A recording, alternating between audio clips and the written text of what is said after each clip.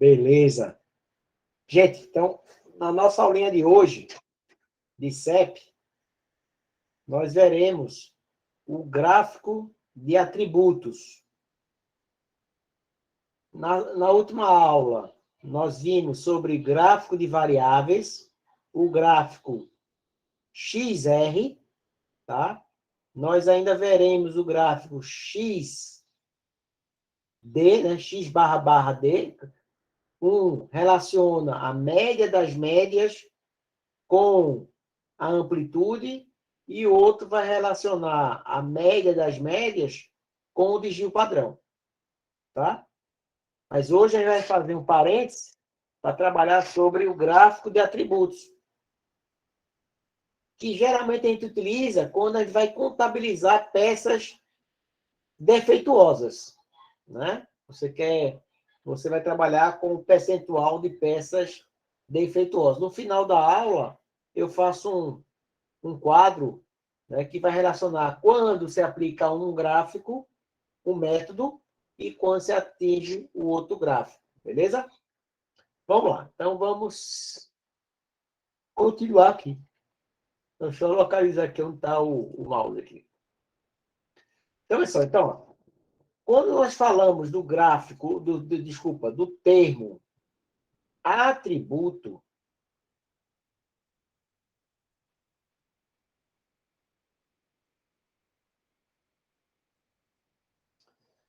né, ele é utilizado em controle de qualidade, refere-se àquela característica de qualidade que pode estar ou não conforme as especificações. Foi o que eu tinha falado, né? Quando a peça está defeituosa, ela não é aprovada dentro de um critério de especificação escolhida pela indústria, pela empresa. Então, ó, é comum utilizar-se os termos bom e defeituoso no lugar de conforme e não conforme, né? Então, na verdade, é normal a pessoa falar, o produto está bom ou está reprovado, ou está defeituoso, né? Mas, tecnicamente falando, né, a gente costuma usar a palavra com o termo conforme e não conforme, né? Se você fala que tal produto está conforme segundo as especificações, e lembrando que dentro das especificações existe uma certa tolerância, certo? É onde entra o tal do desvio padrão, né? Olha, a espessura da placa de zinco, ela pode ter 3 centímetros, mais ou menos 2 milímetros. Tá? Então, se você tiver uma placa com 2,1 ou 2,01, ela está em conformidade com a especificação adotada para aquele produto, tá certo? Agora, se ela tiver mais do que essa tolerância na espessura, tanto para mais quanto a menos, ela é reprovada porque ela não está conforme, né?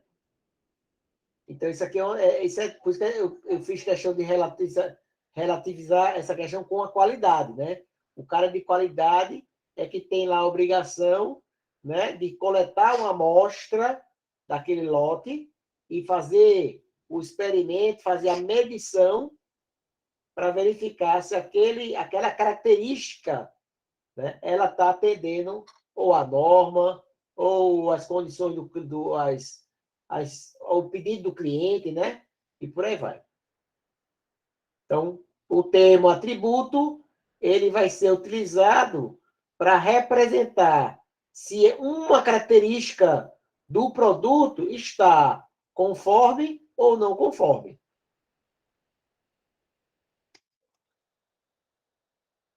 Aqui diz ali, ó, no gráfico de controle por atributos, um produto é classificado como possuindo ou não um atributo ou qualidade. Assim, o produto atende ou não à especificação. É sim ou não? Atende Beleza. Não atende? Cancela. Os itens que não satisfazem a especificação são denominados defeituosos. Muitas vezes o interesse da administração está na fração. O que é fração? É uma razão. Então, nós vamos comparar o número de peças analisadas junto com o número de peças com defeito. Então, vamos lá, que eu analisei 1.000 peças. Dessas 1.000 peças, eu obtive 5 peças com defeito. Então, essa minha fração seria de 5 para 1.000. A cada 1.000 peças produzidas, 5 apresentam o defeito. E lembrando, viu, gente? Quando eu falo em defeito, né? Eu posso analisar vários defeitos em única peça. Então, posso ter mais defeitos do que peças. Por exemplo, eu posso ter uma peça que não está no peso adequado, não está com a dimensão adequada. São 2 defeitos para uma única peça. Então, eu preciso analisar que tipo de informação está sendo informada. Se é o número de defeitos observados ou se é o número de peças defeituosas, tá? Só ter esse cuidado aí na hora de analisar os dados. Por outro lado, frequentemente está-se interessado na evolução de uma característica quantitativa, ou seja, uma característica que se possa ser medida. Então, se você tiver uma fábrica de parafuso, você tem que medir o diâmetro do pino.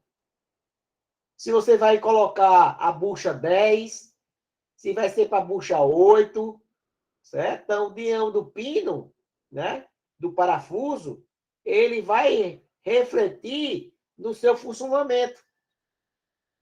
Tá? Então, é uma característica que ela é quantitativa, você consegue medir, certo? Você pode medir o peso, o comprimento, a espessura, né? a cor, né? A tonalidade, certo? Você consegue medir. Então, nós temos 2 situações que nós veremos, né? Nós temos a primeira situação, deixa eu só liberar aqui. Quando as medidas não são possíveis, tais como as características inspecionadas visualmente. Ou seja, eu não consigo medir, mas eu consigo ver o quê? Aprova ou não aprova? Ó, a cor, o brilho, arranhão, pequenos danos. Por exemplo, você vai lá no supermercado, no hiper, no Walmart, aí hoje em dia, né, sempre tem um tabuleiro lá na frente, né, que diz, olha, peças, equipamentos com promoção, com desconto de até 70%, 60%. Né? E ele fala, peças com pequenas avarias. Né? Então, são aqueles produtos que foram, eles não conseguem retornar para a empresa, porque foi danificada na própria loja. Geralmente são produtos que ficam no mostruário, ou seja, o cara que está lá pega, testa, né? Pense no celular, né? Chega lá no celular, tem lá, última peça, pronto, vai comprar sabendo que aquela peça já passou na mão de Deus e o mundo testando, né? Então, ele fala que não tem direito à troca. Né? Não sei o que, o Código de Defesa do Código de Defesa do Consumidor diz a respeito disso, certo? Mas na empresa ele fala que não dá troca. Às vezes até um produto já foi trocado, né? Porque estava com algum dano, alguma avaria, que não impede o seu funcionamento. Tá certo? Ou seja, O equipamento funciona normal, mas aquele arranhão desqualifica, né, o valor financeiro, né, o valor econômico do bem. Então, por isso que ele não consegue mais voltar para a empresa, aquilo já foi descartado, né? Então, ele vai vender por um preço mais em conta, tá? Então, é quando essas características, elas não podem ser medidas, mas elas são visualmente inspecionadas, ou seja, você olha e você analisa. O segundo diz: quando as medidas são passíveis, mas não são tomadas por questões econômicas, de tempo ou de necessidades, em outras palavras, quando o diâmetro de um furo pode ser medido com um micrômetro interno, mas utiliza-se um calibre passa, não passa, para determinar a sua conformidade com as especificações. É como se fosse o seguinte, um molde, né? Ele faz o molde e joga lá o produto. Se o produto passar, ele está dentro da especificação. Não precisa você medir um a um. Eu não me recordo aonde é que eu assisti a reportagem, ou foi um vídeo no YouTube, que ele consegue separar os produtos, né, em conjuntos, né, em blocos, só pela dimensão, ou seja, parafuso de tantas polegadas vai cair nessa primeira caixa. O parafuso de 1,5 polegadas vai cair na segunda caixa, e por aí vai. Certo? Essa ferramenta é o famoso Pocayoke, professor. Exatamente, né? Quem falou, né? Então, passa ou não passa, né? Então, o que acontece? Nesse caso aí, né? Você não precisa estar medindo a um, certo? Você já tem lá, né, um mecanismo, né, um equipamento que já facilita essa vida. E aí, ó. E aí, nós vamos trabalhar hoje com a carta P, que é o grafo de controle que vai relacionar a fração de peças defeituosas. Então, ó, podendo ser usado para controlar uma característica de qualidade, um grupo de características de qualidade, de mesmo tipo ou um produto como um todo. Esse gráfico possui uma grande faixa de utilização e as vantagens podem ser utilizadas para uma grande diversidade de problemas, disponibilizar a informação normalmente sem custo adicional da coleta e de forma a ser rapidamente correlacionada com os custos, proporcionar maior facilidade de entendimento por parte de pessoas não familiarizadas com outros gráficos. Eu coloquei esse slide porque, na época da aula presencial, uma das perguntas da prova era exatamente sobre a questão das vantagens do gráfico de atributos. Né? Aí o cara, quando fosse estudar o slide, ele iria dissertar sobre esse tema aqui, tá? Mas, inclusive, eu posso até deixar isso como atividade da aula de hoje, né? Falar sobre as vantagens do gráfico da fração defeituosa, tá? Aqui já está mais ou menos dito, basta apenas você, né, aprofundar 2, 3 linhas em cada vantagem e encerra a atividade. Maior facilidade de entendimento por parte das pessoas contra os gráficos, além de ser mais facilmente implantado que os demais. O que é fácil é falar sim ou não, passou ou não passou, e por aí vai. Então, pessoal, então aí no caso nós temos uma formulazinha, tá? Onde a fração defeituosa, toda fração é uma razão. Então, numa razão, eu vou ter o meu numerador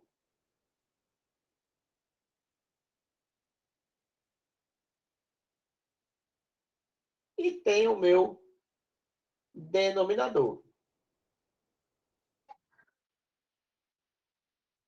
Certo?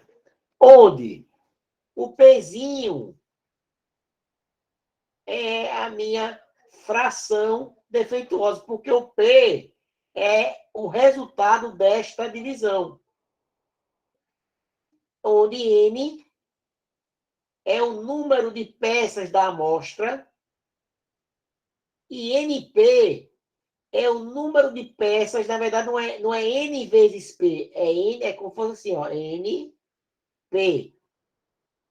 P é o número de peças defeituosas, ou seja, se eu tenho 100 peças e tive 20 defeituosas, então eu tenho 20 por 100, que corresponde a 0,2, que é a mesma coisa de 20%. Então, eu teria de 20% das peças, seria a minha fração defeituosa. Então, anota aí, ó, fração defeituosa Pzinho, igual ao número de peças com defeito, dividindo pelo número de peças da amostra. Ou seja, quantas peças foram analisadas. Então, qual é o objetivo do gráfico P? Primeira coisa, determinar o nível de qualidade de um produto. Ficar alerta para qualquer mudança no nível de qualidade.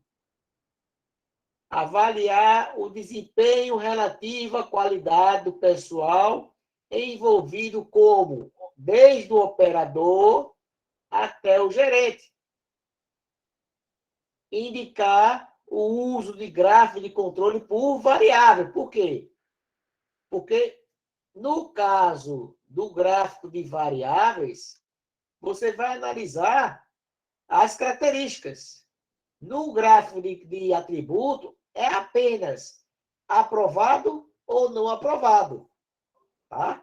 Então, se você quiser desenvolver um novo gráfico mais específico, referente à largura da peça, o diâmetro da peça, o peso da peça, certo? O raio, né, de alguma coisa. Então, você pode, a partir do gráfico de atributos, verificar a necessidade de criar outro gráfico. Além de definir critérios de aceitação do produto antes do embarque para o cliente. Então, antes de você despachar o lote, o pedido para o cliente, você vai ter que ver se está atendendo aos critérios adotados, tá certo? Então, pessoal, vamos fazer um passo a passo com um gráfico de controle P, um gráfico de atributo P, tá certo? Também chamado de carta P. Então, o primeiro passo que é, ó, definir o objetivo, ou seja, qual é a finalidade do gráfico. O que é que se quer controlar? São objetos? São produtos? São os operários? São características de qualidade? Certo? Então, primeiro eu preciso determinar o meu objetivo. Né? Qual é a finalidade que este gráfico que eu vou apresentar, ele vai me dar informação para que eu analise tais características. Item 2. Olha lá. Determinar o tamanho do subgrupo. O tamanho do subgrupo é uma função da fração defeituosa. Né? Fazer isso na conta fica fácil. Para determinar o tamanho do subgrupo, é preciso ter uma primeira estimativa da fração defeituosa do processo e do número médio de defeitos para cada subgrupo, a fim de que se possa construir um gráfico de forma adequada. Ou seja, um gráfico de uma maneira mais homogênea. Tá? Então, você precisa saber quanto é a fração defeituosa de cada subgrupo. Eu posso ter subgrupo de 100 peças e o primeiro subgrupo eu tive 10 defeitos. No segundo, tive 2 defeitos. No terceiro, na terceira amostra, eu tive 50 defeitos. Tá? Então, você precisa ter uma estimativa. Quanto se espera obter? E aí, coletar os dados é necessário coletar dados suficientes. Pelo menos, 20 subgrupos. Pelo menos 20 subgrupos para construir o gráfico. Então, para cada subgrupo, a fração defeituosa é calculada para aquela formulazinha que a gente já calculou. Pzinho igual a NP sobre N, onde N é exatamente o tamanho do subgrupo. E aí, em quarto lugar, vamos determinar os limites de controle. Tá? Lá no gráfico de variáveis, nós usamos uma tabelinha. Lembra da tabelinha? Para calcular os cofatores. Aqui não precisa calcular nada. E, além do mais, é o seguinte, se você olhar, a fórmula é quase a mesma.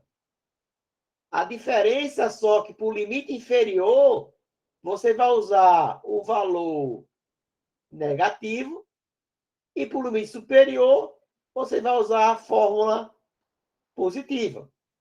Então, você tem o valor P da fração defeituosa média, que eu já sei que P é igual a NP sobre N,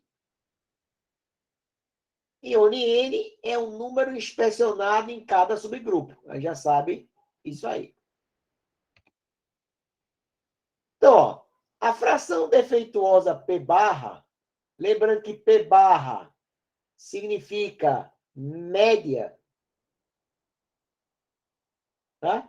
Então, se eu sei que P é a fração defeituosa, P barra é a fração defeituosa média. E como é que eu faço para calcular a média? Eu somo todas as frações defeituosas e divido pela quantidade de experimentações ou de verificações existiram. Então, o gráfico P pode ser imediatamente introduzido calculando somente os limites de controle, sendo o gráfico P baseado na distribuição binomial.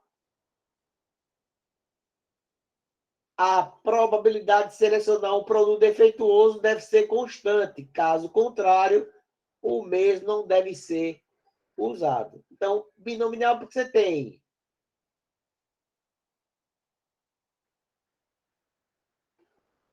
conforme e não conforme. Né? Você tem uma distribuição binomial.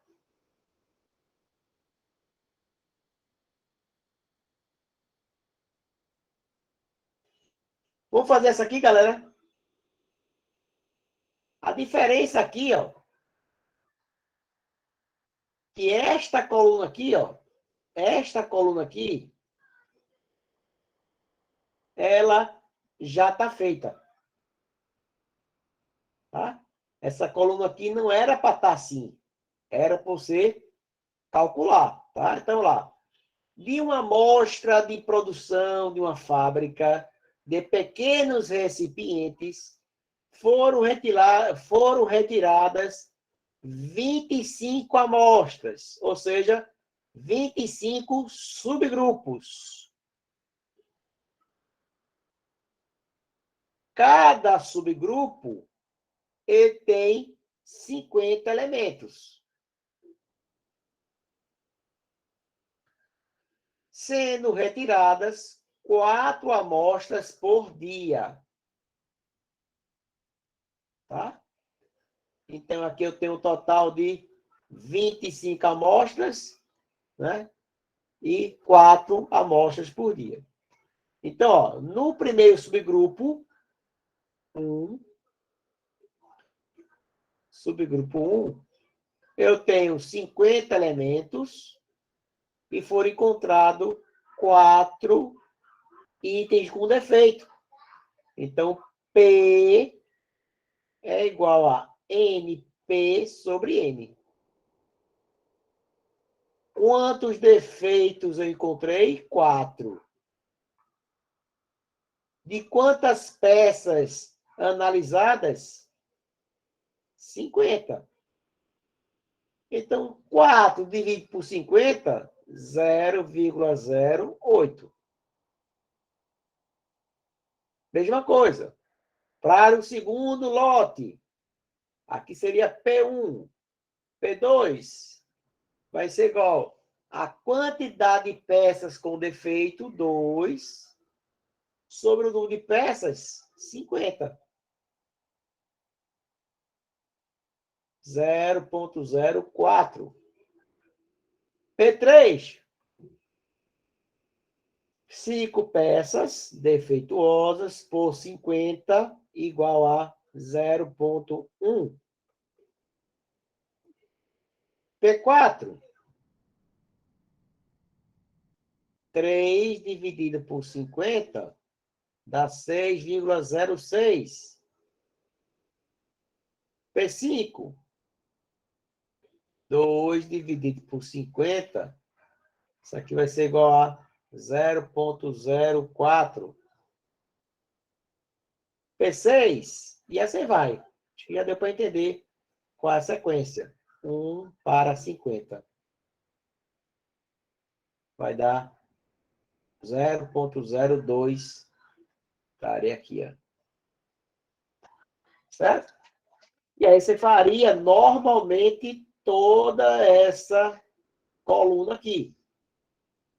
Se você quiser fazer no Excel, né? Vou chamar aqui de coluna A, coluna B, coluna C.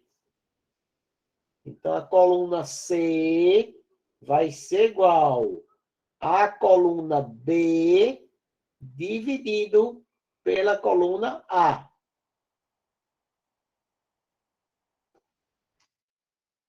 Tranquilo? A minha coluna C, que é o meu P, ela vai ser igual à minha coluna B, que nada mais é do que a meu NP, dividido pela minha coluna A, que é o N. Tá aí, ó. De onde é minha fórmula? Aqui em cima eu estou usando o Excel. E aqui você trabalhando na munheca, no papel. Tá certo? Vocês vão fazer, gente, essa questãozinha aqui, ó, no Excel. Tá certo? No Excel.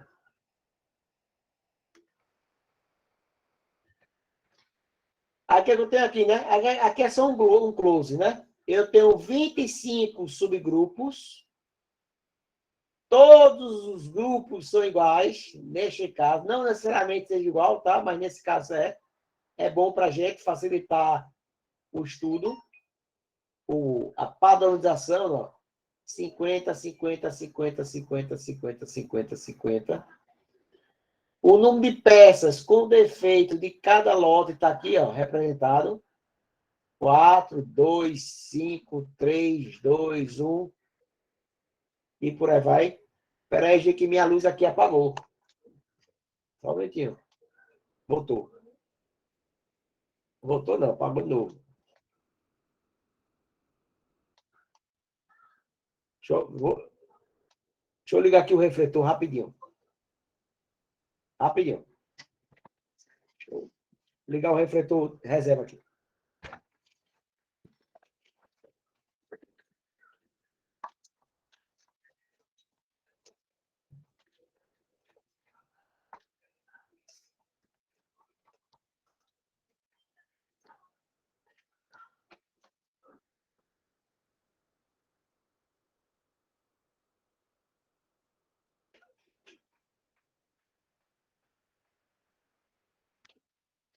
Pronto, liguei a iluminação. Mas minha lâmpada aqui, agora pifou de vez. Queimou mesmo. A lâmpada deu pipoco lá em cima. Vamos lá, vamos embora. Então, até aí tudo bem, né? Subiu até o cheio de queimado agora. Então, o que é que eu tenho aqui, ó? Eu tenho essa coluna aqui é o N. Essa coluna aqui é o NP. E essa coluna aqui é o P. Onde P é igual a NP sobre N. Ok? Importante aí, né? Você ter essas informações nessa tabela, porque quando você fizer isso no Excel, você vai pegar 4 dividido por 50 e vai arrastar. Vai dar a resposta automaticamente. Beleza? Aqui, esse número de defeitos, você vai verificar em loco, né? Você vai preencher a sua ficha de verificação, né? A sua lista de verificação. Quais são as peças que foram aprovadas, qual foram as peças que foram... Veja que eu não estou analisando qual foi o tipo de problema analisado. Por exemplo, aqui, dessas 4 peças, eu posso ter uma peça que foi a questão da largura, uma peça pode ser a questão do peso, tá? Não necessariamente que seja o mesmo defeito, ou, às vezes, apenas um único defeito. Eu posso ter uma peça com 10 defeitos, mas é só for uma peça reprovada, tá certo? Aí, se você quiser analisar as variáveis, aí você tem outro gráfico que a gente viu semana passada, da última aula. Aí eu vou fazer os cálculos, né? Então, vamos fazer por partes. Primeira coisa, quem é meu P barra? P barra, esse barra aqui em cima, significa média. Significa média. Média de quem? Média do que tem embaixo. Então, se embaixo é o número a fração defeituosa, então você vai pegar toda a fração defeituosa, vai somar aqui, ó, deu 90. Deu 90. Certo? Sobre o somatório de N. Ó, o somatório de N, se eu tenho cada subgrupo 50 e eu tenho 25 subgrupos, é fácil calcular, é só fazer 25 vezes 50, isso aqui vai dar 1.250 recipientes, ou objetos, né? Ou itens analisados. Então, dentro de 90 peças com defeito, peças que não foram aprovadas, de um total de quanto? De 1.250 verificações. Então, teria uma média de 0,072. Ou seja, em média, a cada 1.250 verificações, nós rejeitamos, nós condenamos 90 itens, tá? E 90 produtos, no caso aí, tá certo? Então, isso aqui vai ser a minha linha média. Acabo de calcular a linha média. A linha média. Aquela linha que ela é cheia e fica no meio. Falta agora trabalhar o meu limite superior de controle e o meu limite inferior de controle. E nós sabemos que minha linha média está aqui no meio. Então, para calcular o limite inferior, eu vou calcular a média da fração defeituosa, que eu já conheço quanto vale, que vale quanto? 0,072, menos. Ó, 3 vezes raiz quadrada de P vezes 1 menos P sobre N. Então, essa parcela aqui, ó, ela é a mesma. Então, vamos calcular na parte aqui, ó. Então, o que eu tenho? P 0,072, 1 menos 0,072 sobre 50. Lembrando que 50 é como se fosse, ó, o tamanho de cada lote analisado. Ou o tamanho do subgrupo. Subgrupo. Cada lote tem os 50. Lembrando que aqui, ó, esse N aqui é o total de N, é o total de peças analisadas. E aqui é o tamanho de cada lote. Então, fazer essa continha aqui, ó, você vai encontrar menos 0,038. Ó, não vamos adotar valores negativos. Então, você vai considerar que o meu limite inferior é o zero. Então, significa que o meu gráfico sempre tem que estar localizado no primeiro quadrante. Né? No primeiro quadrante.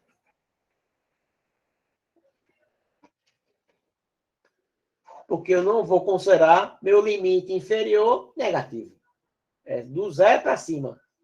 O menor que pode acontecer é meu gráfico. Nesse caso, está aqui, ó.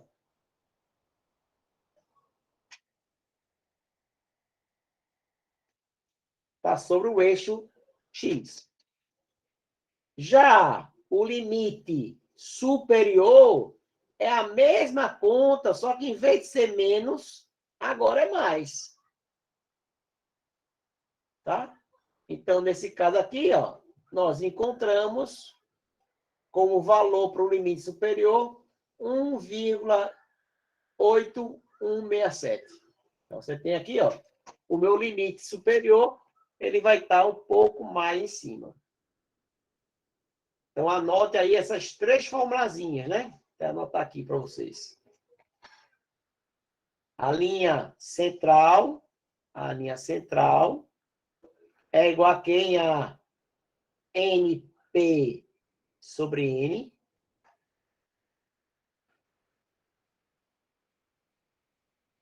Só que aqui seria a... Deixa eu só corrigir aqui.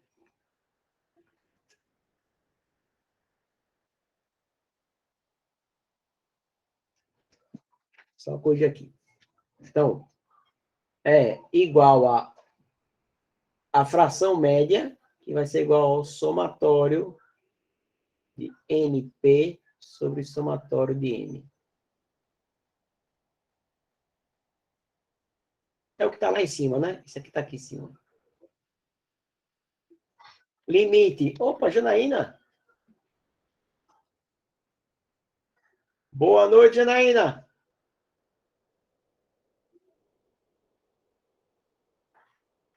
Eu acho que Janaína está chegando hoje, né? É, Jana? Oi, professor, boa noite. É sim, estava com os Beleza. probleminhas, não estava podendo assistir a aula. Beleza. Mas quando puder, dá uma assistida nas gravações para acompanhar, beleza? Tá certo, vou Com sim. qualquer coisa, quando o WhatsApp voltar a funcionar, a gente conversa. Ok, tá certo, Ele obrigada. saiu de férias. Vamos lá. Então, o que Ele acontece? voltou, Voltou? voltou, o meu aqui voltou.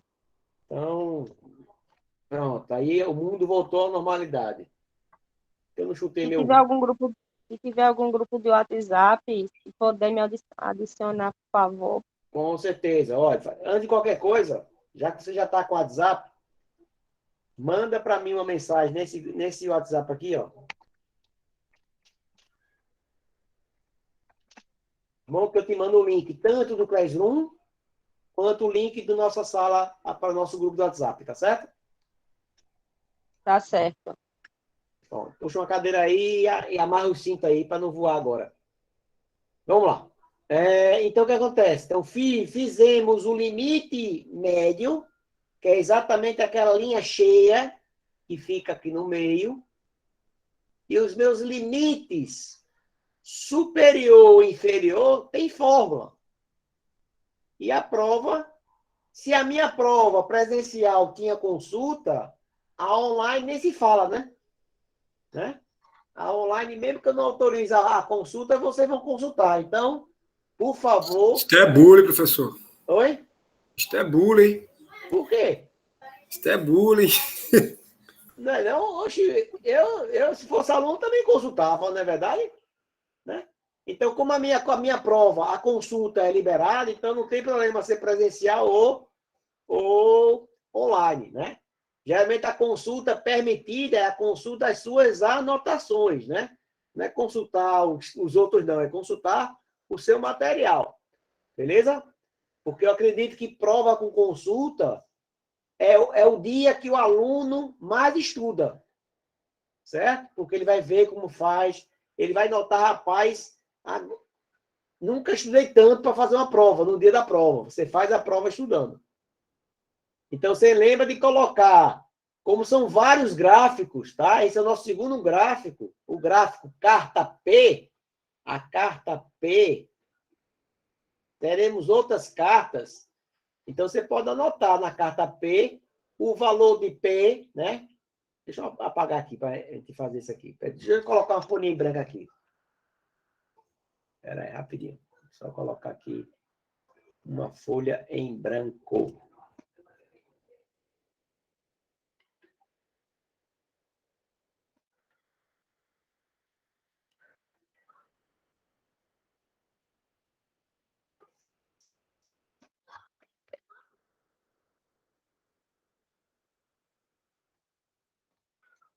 Pronto. Então, aqui eu tenho aqui, ó.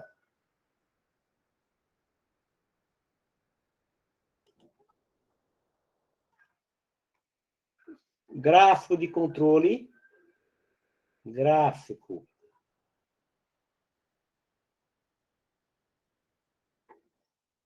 de controle de atributos.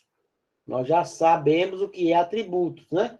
Atributos é nada mais do que você indicar se a peça está aprovada ou se a peça está não aprovada. Também conhecida como carta P.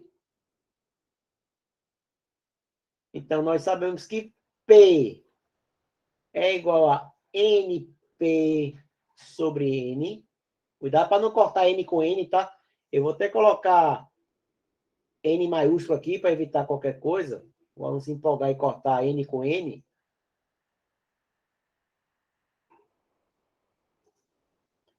Tá? Lembrando que P é a nossa fração defeituosa. Fração defeituosa. Defeituosa. NP é o número de peças. Pessoas, não, de peças.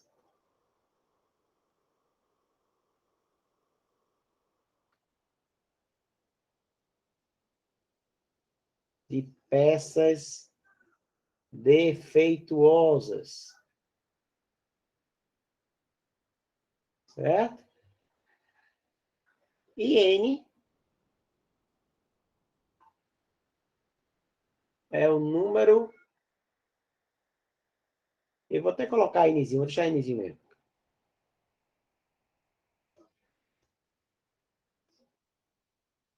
Número de peças, ou, em vez de colocar número de peças, vou colocar logo uma coisa mais prática. Seria o tamanho dos subgrupos, que eu chamo de amostras. Certo? Já o limite de controle central, né? O controle central do gráfico P é exatamente o P barra, que vai ser igual ao somatório de NP. Agora, aqui embaixo, ó, é Nzão. Tá? Onde esse Nzão é a soma de todos os núcleos, ou seja, é o total de elementos analisados. O limite inferior de controle do gráfico P vai ser igual a P barra menos 3 raiz quadrada P barra 1 menos P barra sobre N.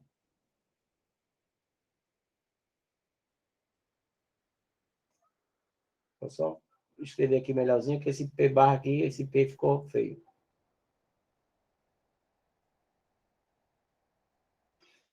E o meu limite superior de controle do gráfico barra, do gráfico P, vai ser igual a P barra mais 3 vezes raiz quadrada de P barra 1 menos P barra sobre N. Então, galera, em cima disso, nós temos a minha linha central, a minha linha, o meu limite superior e o meu limite inferior, certo?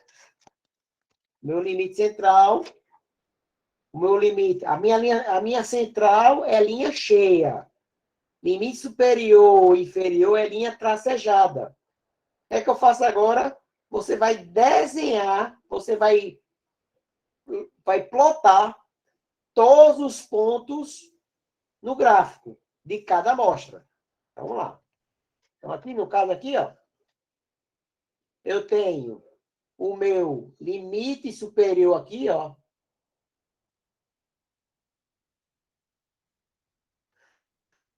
Meu limite inferior, como tinha dado negativo, e eu não uso valores negativos para o limite inferior, eu vou considerar zero. E aqui está meu limite médio. Ô, professor, Pode falar, Lúcio. dentro dessas estatísticas, a gente se baseia naquela tradução que a gente tem os 7 pontos para mais e para menos, né, dentro da carta. Isso, é. É? Na verdade, eu não estou nem analisando esse critério específico, tá? Tá certo. Mas ele existe aquelas condições que a gente falou, né? Não pode ter muitos pontos acima, sequência de pontos acima, não pode ter todos os pontos acima. Por quê? Porque se eu quero ter alguma coisa em controle, num processo homogêneo, ele era para estar assim, ó. Ele era para estar assim, ó. Nessa linha aqui, ó. Ele para estar linha zerada, né? Ele é para estar tangenciando essa linha. Ora acima, ora abaixo. Ora acima, ora abaixo. Por quê? Ó? Se ele começa a subir, a tendência dele ele vai subir. E quanto mais distante, aqui você tem, né? Mais um dígito padrão, mais 2 dígitos padrão, até chegar no limite. Certo? Tem um limite para cima e um limite para baixo. Então, quanto mais próximo do limite superior, né, maior vai ser a dificuldade de trazer ele de volta para a pista. E quanto maior a dificuldade, maior o custo financeiro. Tá certo? Então, se você está percebendo isso aqui, ó, você vai ter que fazer algumas medidas, né, corretivas. Para quê? Para que você elimine estas falhas. Agora, qual é a falha? Aí é difícil. Né? Aí você já tem a desvantagem do processo de atributos. Né? Porque para saber qual é a falha, você tem que saber, tá, peraí, mas eu sei que a peça está com defeito. Mas qual é o defeito da peça? é o comprimento, é a largura, é a espessura, é a massa, né? Então, veja que, dependendo do que você esteja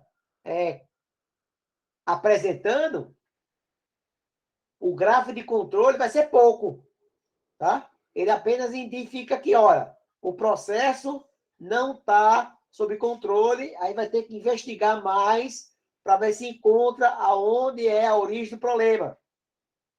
Aí depois o cara diz, ó, peraí, mas temos aqui uma pessoa que está provocando neste dia da semana uma dificuldade. Então, às vezes é um cara que está não está, vamos dizer assim, sei lá, o cara chegou aborrecido, né? Você sabe quem é gestor, quem é gerente, ele às vezes é um pouco de psicólogo, né? Porque se você parar e pensar, a vida moderna, o cara passa mais tempo com as pessoas do ambiente de trabalho do que com a sua família. Certo? Aí alguém pode falar, mas agora com a pandemia, home office, às vezes é pior ainda, né? A pessoa fica dentro de casa e mesmo assim é como se não estivesse em casa, porque a pessoa fica na porta fechada, ninguém pode entrar, ninguém pode respirar, às vezes até pior, né? Então veja que essa questão da...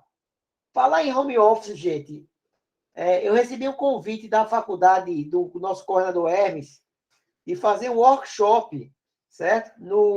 Na semana de não sei o que social da faculdade, para a gente falar sobre eficiência energética, certo? E aí eu vou pedir logo um favor aqui à nossa amiga Laís, né? Que Laís fala sobre, né? Ela com o marido dela, ela tem uma empresa de placa solar, certo? Que é exatamente aí, depois, Laís, quero conversar contigo para ver de que forma eu consigo linkar a minha apresentação com o trabalho de vocês. Certo, professor. Tá Se eu bom? quiser também, eu posso passar o telefone do meu esposo. O senhor pode conversar com ele melhor só que também. o problema é que a orientação da faculdade e que quem tem que estar à frente é o aluno. Certo. Então, teoricamente, quem seria o porta-voz da empresa seria você. Tá. Mas claro que aí não vai fazer nada mágico, não vai fazer... É um encontro, se eu não me engano, de 3... Vai ser presencial na faculdade, tá? Eu acho que vai ser até um evento teste. Se eu não me engano, é em novembro, uma quarta-feira. É uma quarta-feira em novembro. Acho que depois eu passo direito com vocês. E aí a gente vai fazer o quê? O tema do workshop que eu passei para ele uso eficiente de energia elétrica em home office. Ou seja, quais são algumas medidas, porque o home office é padrão agora para todo mundo, né?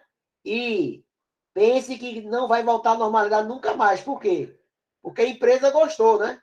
O cara vai estar em casa, no conforto de casa, teoricamente produzindo mais, só que, por outro lado, ele gasta o computador dele em casa, ele gasta a impressora dele em casa, ele gasta a internet dele em casa, ele gasta a energia dele em casa, certo? E aí é algo que vai se discutir juridicamente, certo? Não vai ser a minha área, tá? Essa questão dessa... Exatamente, lá já falou, e nada disso é reembolsado, né? O que o pessoal alega é que você não foi demitido por conta da pandemia, certo? Então, hoje em dia, a maioria das empresas vão trabalhar por rodízio, né? Você vai lá trabalhar 2 vezes, né? Para quê? Para manter um network entre os funcionários. Mas se fosse pela empresa, você poderia trabalhar o resto da vida em casa, certo? Produzindo o que tem que produzir, a hora que você vai fazer, né? Isso para a questão trabalhista, isso aí vai ser nó cego para quando a poeira baixar, eles vão ter que resolver. tá certo? Mas se a gente vai ter que ter esse custo, e por enquanto ele não é reembolsado, por exemplo, tá? Eu estou fazendo um exemplo aqui, né? Eu estou dando aula de casa, que eu estou usando a minha internet, eu estou usando meu computador, estou usando minha energia, certo? Então não tem nada da faculdade nesse ponto, tá? Mas, em compensação, eu não estou me deslocando para a faculdade, eu não vou ter esse custo, certo? Eu estou no conforto da minha casa, então tem esse lado positivo que não é tanto quantitativo, é mais qualitativo, né? Então, você tem uma forma de trabalho, tá? Então, ele vai trabalhar exatamente na forma de analisar, olha, quanto é que você consome nessa brincadeira só com o computador. Às vezes o computador está até desligado, mas o monitor está ligado. E ali está consumindo uma besteira. É uma besteira? É. É feito a torneira do banheiro que fica gotejando. Bota lá um copinho embaixo da torneira e deixa lá. Em meia hora, tem um copo cheio. Se tu fizer a conta, a quantidade de água que você desperdiçou, às vezes não é gotejamento, às vezes o que é? É a bacia sanitária que está com vazamento, que é o grande vilão, né? Em casa é a bacia sanitária, né? E quem usa ainda aquela válvula hidra, socorro, né? Porque o consumo de água daquela dita cuja aí é impressionante. Tá? Hoje em dia você já usa o quê? A bacia acoplada. Aí você já usa a bacia acoplada de 2 estágios, né? Para reduzir o consumo de água. E não sei se alguém conhece essa dica caseira, né? Para reduzir o consumo de água, pega uma garrafa PET de 1 litro, enche com água, tá? Para ficar pesada, e coloca ela dentro da bacia, dentro da caixa acoplada. Hoje, por que isso? Ó, você sabe que 2 copos não podem ocupar o mesmo espaço ao mesmo tempo. Então, se eu coloquei uma garrafa de 2 litros dentro da caixa acoplada, quando eu acionar a caixa acoplada, em cada descarga, eu vou estar economizando 2 litros por descarga. Então, imagina uma descarga de 6... Como é que o senhor repete de novo aí, por favor? Vamos lá. Vê só. Isso é coisa caseira, tá? Não vai ser... o meu trabalho lá vai ser sobre energia elétrica. Mas o que se serve para eficiência é para tudo. Né? A gente vai criar eficiência em tudo. Tá? Então, o que acontece? Se você tem na sua casa a válvula hidra, aquela que é na parede, a primeira coisa que você tem que fazer é comprar uma caixa acoplada. Ela se paga. Só com essa economia de você, em vez de usar 20 litros por descarga, você vai começar a usar 6, 8. Ou seja, rapidamente você economiza. Certo? Aí você tem a caixa acoplada. Aí dentro da caixa acoplada, você tem caixa acoplada, hoje em dia, de 2 estágios. Estágio 1 e estágio 2.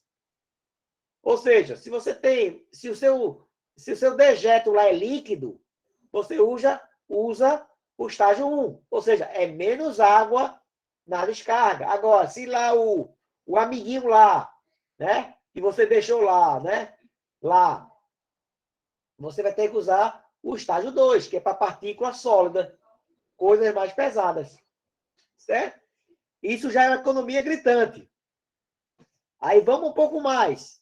Se você pegar uma garrafa PET de refrigerante, desde que ela caiba na caixa acoplada, logicamente.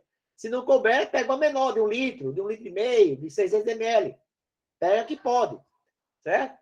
Se só couber de 500, bota 2 de 500. Por quê? Pega essa garrafa, enche com água, tampa ela, tá? Para ela ficar pesadinha, para ela não ficar balançando, certo? E coloca ela lá. Na hora que você aciona lá o registro e a caixa acoplada começa a ser preenchida, Tem aquela boia, né? Aquela boia que fica no interior, que ela é igual a mesma função da boia da caixa d'água, né? Na hora que a boia, né, chega num certo nível, ela fecha a alimentação de água. Então, quando é que ela vai encher? Quando a água chegar num certo nível. Mas, aqueles 2 litros, ele está permanente lá. Então, a água vai chegar na mesma altura, só que ela não vai ser aquele volume todo, vai ser aquele volume menos 2. Porque já tem 2 lá. E aquele 2 não vai sair, fica lá preso, fica lá represado. Então, na hora que você der a descarga, em vez de sair, por exemplo, 8 litros de água, vai sair apenas 6 litros. Tu já está economizando 2 litros por descarga. Certo? Se você pegar lá 2 litros e converter para metro cúbico, tá? Você vai saber quantos litros você economizou no final do mês e vai refletir na sua conta de água. Ah, Bestor, mas isso aí não dá nada. Mas vê, imagina que você tem um condomínio que a água ela não é individualizada. Ou seja, a água é rateada para todo mundo. Vamos imaginar que numa casa normal tenha de 2 a 3 bacias por apartamento. Aí você pega um andar com 4 apartamentos por andar, vezes 20 andares, 4 vezes 20, 80, vezes 3, vai dar 240 privadas. E a economia em cada descarga é de 2 litros. 2 litros. Claro que ninguém vai dar descarga ao mesmo tempo, né? Aí é demais, a não ser que seja uma diarreia, né, comunitária, né? Mas você não vai ter esse processo. Mas você consegue repercutir esta economia na conta da água do prédio. Certo? Então, veja que aí você pode fazer isso em todos os setores. Outra coisa que se usa, sabe o que é? É o arejador. Ou seja, é uma pecinha que custa R$8. A peça custa R$8. E aí você instala aonde? Instala na sua pia da cozinha. Desenrosca ela, tá? E você vai colocar um funezinho lá, para quê? Para que ele não permita passar a mesma quantidade de água. Mas o resultado não é... Você não perde a questão de eficiência do jato d'água. Apenas a água. É feito quem usa a pistola, daquela pistola de lavar. Né? Você acha que você economiza até água, né? Porque como ela é pulverizada, né? A água você termina economizando água em vez de estar lavando no balde. Tá certo? Então, nesse caso aí, você tem tudo isso aí que você pode aplicar na casa. Né? Então, se você aplica isso aí, você começa a reduzir por torneira, e já começa a ser por torneira. Então, se numa casa tem 3, né? 3 privadas, torneira, vamos lá, banheiro, se tem 3 banheiros, se tem 3 privadas, tem 3 torneiras, 3. Cozinha, mais uma pia ou 2, vai depender da casa. E mais área de serviço. Então, eu tenho 5 locais que eu possa também reduzir o consumo de água. Então, gente, isso aí tá? E a gente pode até fazer, viu, pessoal, um gráfico de controle para medir consumo de água. Você estabelece um consumo médio da sua água por mês e você começa a controlar se você está mantendo ou não. Como é que você consegue manter? É só ir lá no reloginho, no hidrômetro. Vai no hidrômetro todo dia e mede lá a leitura. Do dia 1, do dia 2, do dia 3, e você consegue visualizar a análise. Tá? Então, água, energia, tá? São medidas que são cabíveis de controle. Tá certo? A energia, hoje em dia, é mais importante que a primeira por causa do preço. Né? Então, primeiro você tem que fazer o uso racional da energia. E, em segundo lugar, né, é você usar a energia mais barata. Ou seja, você ser um produtor, né? Um mini gerador de energia, de geração distribuída. Você vai gerar a sua própria energia, vai consumir, e o que você não conseguir, o que você não consumir, você vai fazer dinheiro. Tá? Você vai gerar crédito. Tá? E esse crédito, né, você vai usar da forma que achar. Né? Hoje em dia, tem muita gente já, né?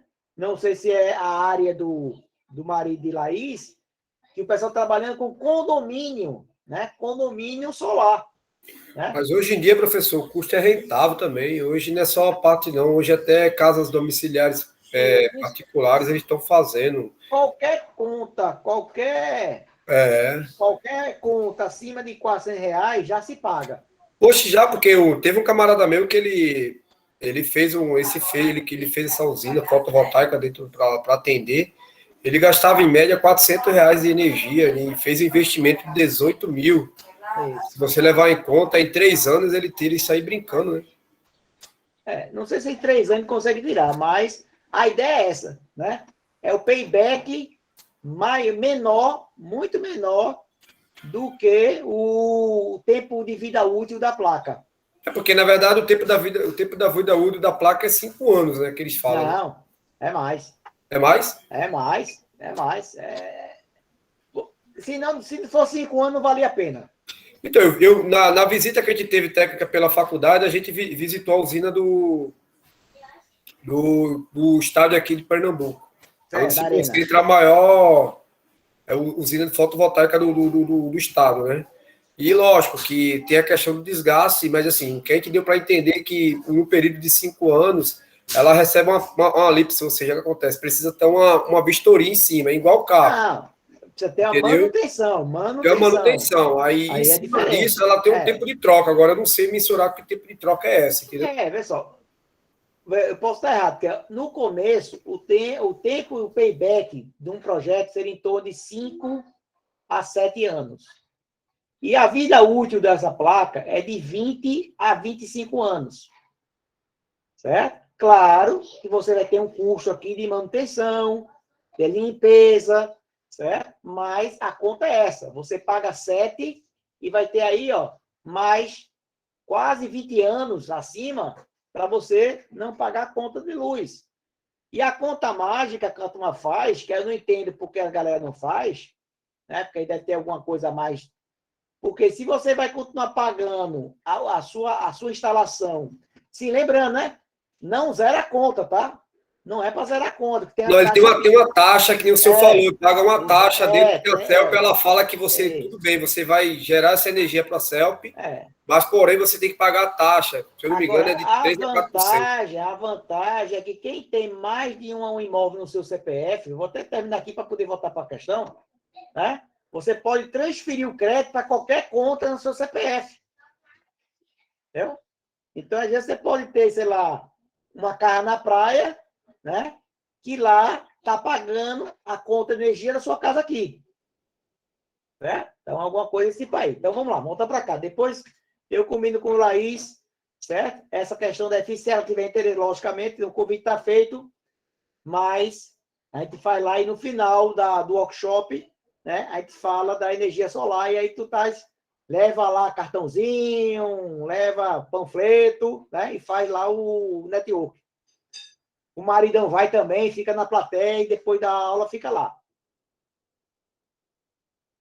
Beleza?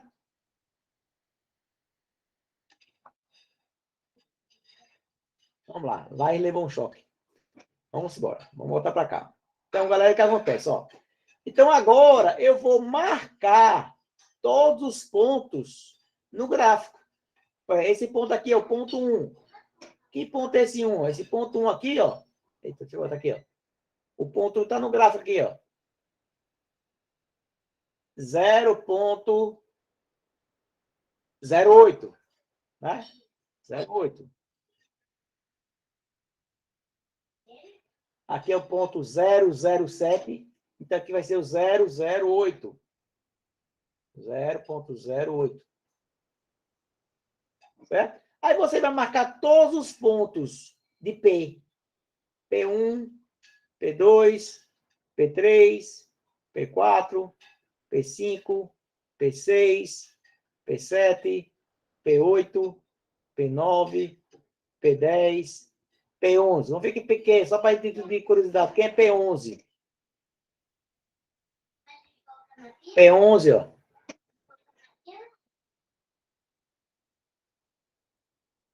Zero ponto 06.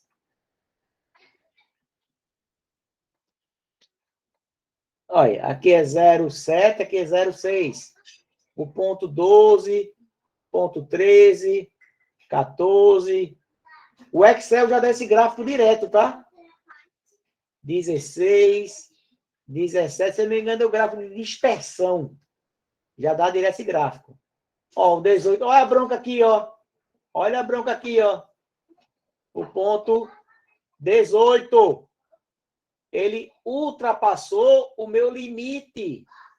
Vamos lá no gráfico. O 18 aqui, ó, foi 0,20. A falha está aqui, ó, 0,20. E só podia ir até 0,18. Aqui está 0,20. Está fora do limite superior. Aqui, ó, o limite superior. Limite superior de controle. Limite central e o limite inferior de controle. Certo? Então, aqui, ó, o ponto 18 está situado acima do limite superior. Então, aqui eu vou garantir que aqui está só seguindo, né? 18, 19, 20, 21, 22, 23, 24, 25. Então, nós podemos garantir que o meu sistema ele está fora de controle. Então, você vai ter que investigar o que aconteceu nesse lote aqui. Nesse lote. Tá? Pode até ser que nesse lote, o instrumento de medida, o equipamento que você mede, que estava descalibrado. Então, isso aqui foi falha no observador, né? O cara, no operador, o cara que mediu errado, tá? Mas temos que investigar. A função do gráfico de controle é dar um alerta, tá? É dar um alerta que, ó, está acontecendo alguma coisa neste trecho aqui. Então, vamos analisar. Vamos ver essa máquina, né? Que horário foi feito foi produzida essa peça? Quem foi que estava usando? Né? Quem foi que estava usando a máquina? Essa máquina... depois descobriu, ó, essa máquina essa máquina parou, né? Parou, né? Parou e passou meia hora e ela esfriou e aí até que ela voltasse a temperatura, ela sobreaqueceu, né? E aí nesse período de resfriamento, a máquina não ficou bem calibrada e houve essas falhas. Né? É o que acontece. Tá? É o que acontece. Nesse ponto aqui. Vou dar um exemplo aqui, ó. Por exemplo, estou fiscalizando um serviço, uma obra de uma empresa, que a empresa foi contratada para lavar a fachada do prédio. Certo? Ela vai lavar a fachada do prédio. Que eu acho que é um serviço muito bom para a empresa, porque a empresa usa a água do condomínio, usa a energia do condomínio, né? Então, tudo é do condomínio. que é a parte cara, né? Energia e água. Então, o que acontece? Só que o que eu percebi, né? A máquina que o alpinista está usando é uma máquina doméstica, não uma máquina profissional, porque a doméstica é mais barata, né? E a doméstica é para lavar o quê? É para lavar um quintal, é para lavar um carro, né? É para lavar uma calçada, e não para lavar um prédio de 20 andares, né? Ela não foi feita para isso. Então, logicamente, se o cara for trabalhar nela na vera, a bichinha não vai aguentar. A bichinha vai começar a falhar, vai começar a esquentar, vai começar a emitir um cheiro de queimado, e se o cara não parar, ela vai queimar. Ela vai avisando. Certo? Então, quando o cara fez a meta lá de produtividade do funcionário, e quando chegou no final da semana, quando conferiu, não estava batendo. Como é que o cara não está conseguindo fazer? Aí vamos analisar, né? Aí analisando, o que é que a gente identificou? Que o cara, quando vinha descendo, ele tinha que trabalhar 10 minutos e esperar 10 minutos pendurado lá em cima, a máquina esfriar. Trabalhava 10 minutos e esperava lá pendurado 10 minutos para que ele consiga manter a limpeza no padrão. Então, veja, se em cada 10 minutos ele perde 10 minutos, no mínimo, ele já duplicou o tempo do serviço dele. Né? Porque se ele levava 60 minutos, agora ele vai levar 2 horas. Porque 10 e 10, 10 e 10, 10 e 10 é 60 trabalhando com 60 alternado. Então, 60 com 60, ele perde 2 horas por dia, vamos dizer assim. Por dia. Com 5 dias, 8 horas, ele perde um dia de trabalho. Então, o cronograma atrasa. Isso se nada der errado, né?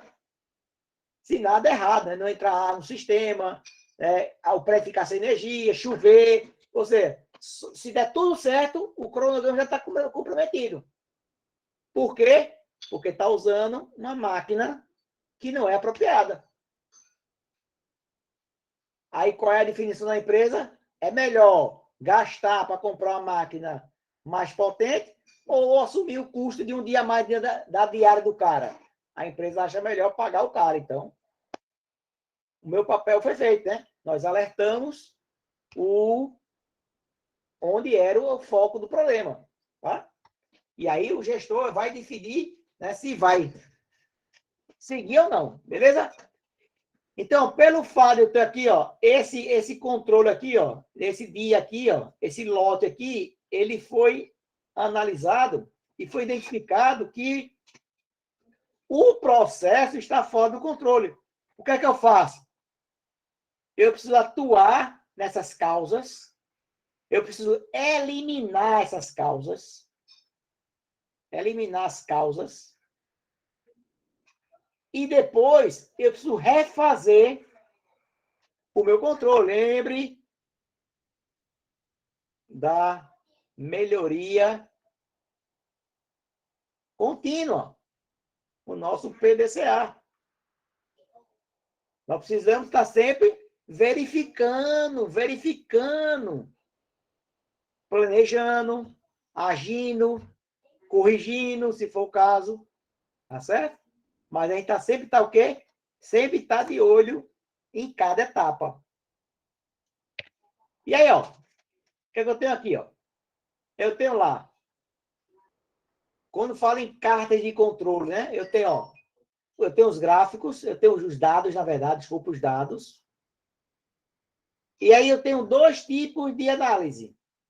Eu tenho os dados de contínuos ou de variáveis, que é onde está gráfico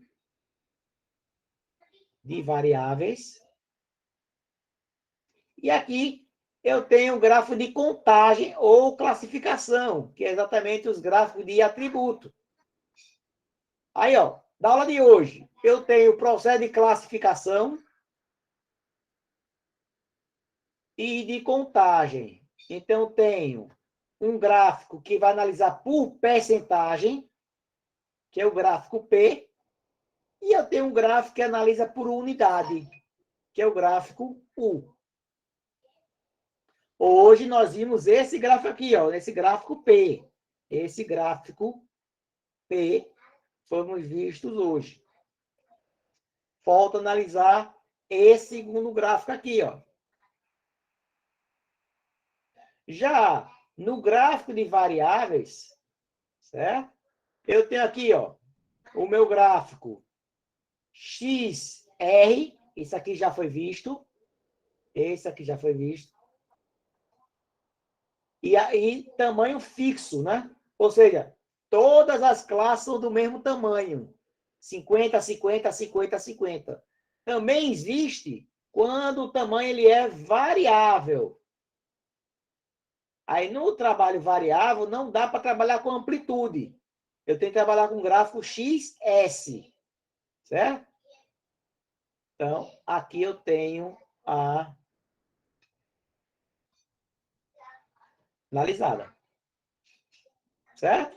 Então, nós temos ainda 2 gráficos que nós precisamos analisar durante essa disciplina. Logicamente, só depois da avaliação agora. Tá? Porque a partir de semana que vem nós começamos uma revisão. Apesar que semana que vem já não temos aula, né, por conta do feriadão. Acredito que a faculdade vai imprensar. E se brincar, na outra semana é a prova. Confirma aí, por favor, isso aí, se isso é verdade.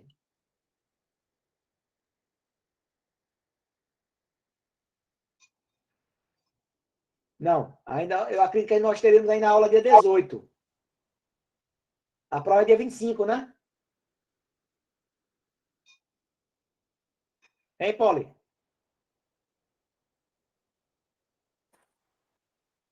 Professor, eu tô perdida na semana de frente. É dia 25, professor. O senhor já havia dito. Não foi? Pronto. Dia 25. Então, olha, a nossa próxima aula vai ser só dia 18, que é exatamente uma revisão. Tá certo? No dia 25 é a prova. E no dia, ó, 8, anota aí, galera. 8 de novembro é a nossa aula presencial. Dia 8 de novembro é o presencial. É. Tá?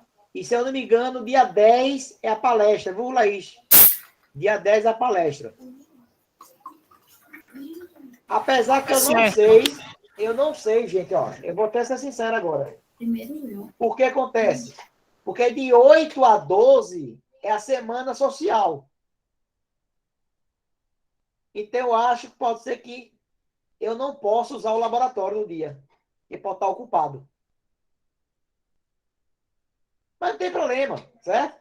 Aí dá uma aula e qualquer coisa a gente diz que foi um workshop lá do social. Pronto.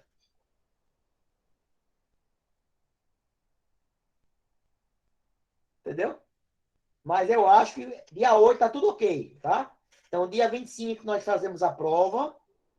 Dia 18 nós fazemos a revisão. Dia 11 é imprensado, né? Então, dia 18 revisão. Dia 25 a prova. Lembrando, tá? A prova, pessoal, só vai até gráfico de variáveis, tá? Ok? Desconsidere a aula de hoje.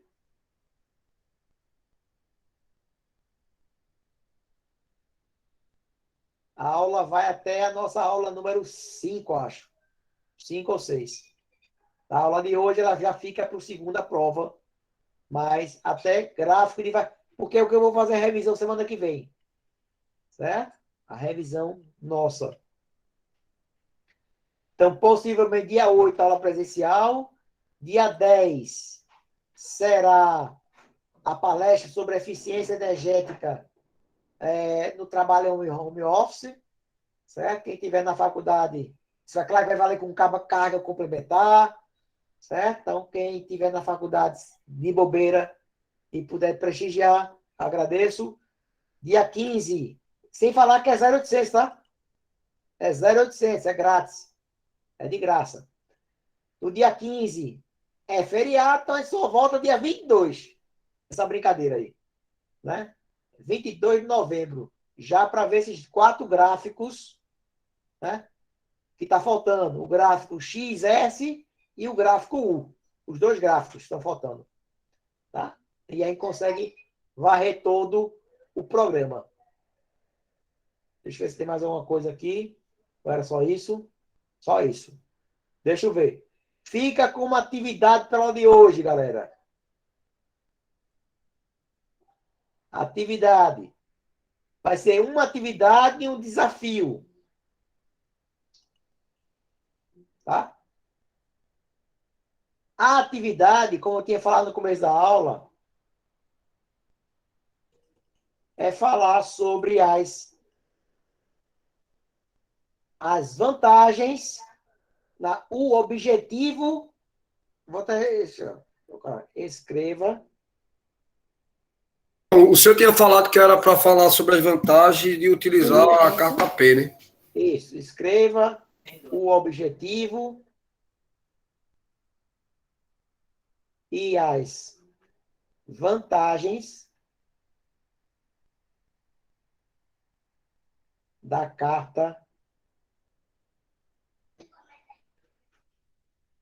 de controle P. Tá aqui, né? Tá no comecinho da aula aqui, né? Tá no comecinho da aula. O objetivo tá aqui, ó. Objetivo, tá? E as vantagens tá aqui um pouquinho mais antes.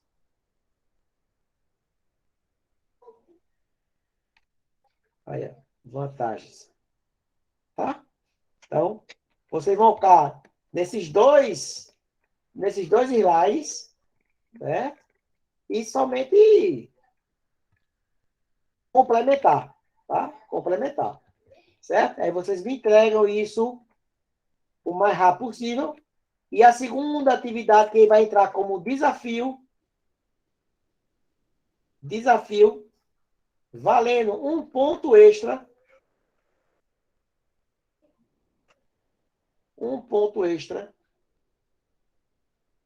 certo? É realizar esta questão aqui no Excel. Essa aqui não é obrigatória, tá? Ela está como desafio, por isso eu estou colocando um pontinho extra aí, para quem gosta de Excel, brincar e fazer o gráfico, tá? Eu quero esse gráfico aqui, ó, no Excel. Não é para desenhar, é para o gráfico sair automaticamente. Tá? Se eu não me engano lá, deixa eu só abrir aqui o Excel para mostrar para vocês. Se eu não me engano, faz tempo que eu não uso isso. Mas, se eu não me engano, é a função dispersão. Somente está abrindo aqui isso aqui. Ó, Jefferson está informando aí, ó, dia 25, nossa prova. Perfeito, Jefferson. E dia 8, aula presencial. Certo? A aula diabética. Levem água de casa, máscara, álcool em gel. Tá aqui abrindo aqui o Excel, rapidinho. E o pessoal de que está comigo amanhã, em pesquisa operacional, amanhã é só solver. Tá? Engraçado que quinta-feira passada eu tive uma homenagem lá ao peço dos formandos, né? E aí, a turma, eu não fui homenageado a turma da administração, né? Mas quando o pessoal me viu, eu estava lá, rolou lá no chat. Viva o Solver! Né? Então veja como marca a vida das pessoas isso aí, que já faz mais de 2 anos, né? Que foi meus alunos. E a turma lembra do Solver. Tá? Então, deixa eu ver aqui o gráfico. Cadê gráfico? Inserir. Gráfico recomendado ó. É gráfico de linhas. Deixa eu mostrar vocês aqui rapidinho. A dica. A dica aqui, ó. Ó. É que estão chegando ainda aí. Aqui, tá vendo?